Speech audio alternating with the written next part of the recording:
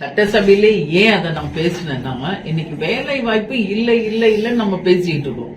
இது மாதிரி வேலை வாய்ப்பு இருக்கிற இண்டஸ்ட்ரீஸ் எல்லாமே சிக் யூனிட்டா இருக்கு, நலிவுட்டு இருக்கு. இதுக்கு நம்ம என்ன தீர்வு செய்ய போறோம்?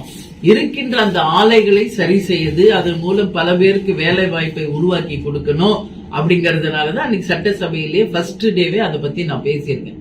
இப்ப நீங்க சொன்ன மாதிரி சூரியகாந்தி ஆலை இங்க கடலைகள் அப்போ நிறைய விற்பனை அப்ப உற்பத்தி ஆயிட்டு இருந்துச்சு. சோ அந்த ஆலை இருந்தது. பட் இப்ப அந்த உற்பத்தியே இல்லாததுனால அந்த ஆலை மூடப்பட்டிருக்கிறது. எவ்வளோ ஏக்கர் லேண்டு அந்த இண்டஸ்ட்ரியை இன்னைக்கு முற்றிலுமாக நலிவுற்றதாக இன்னைக்கு அந்த கம்ப்ளீட்டா அந்த ஆலையே மூடப்பட்டிருக்கு.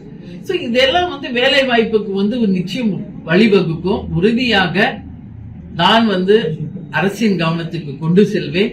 நிச்சயம் செராமிக் ஃபேக்டரி ஆகட்டும், அந்த ஆயில் எடுக்கிற அந்த ஆலை ஆகட்டும், இது போன்ற இந்த தொகுதிக்கு என்ன ஆலைகளை கொண்டு வந்தால் அதன் மூலம் வேலை வாய்ப்பும் அதன் மூலம் மக்கள் பலன் அடைய முடியுமோ அதை நிச்சயம் நான் கண்டிப்பா செய்வேங்க.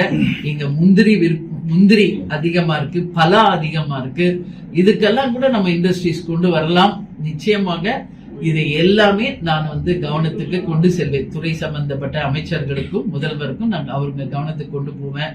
அதன் மூலம் வேலை வாய்ப்பை நம்மளுடைய தொகுதியில நிச்சயம் கொண்டு வர நான் எல்லா விதத்திலும் முயற்சி எடுப்பேன். நன்றி.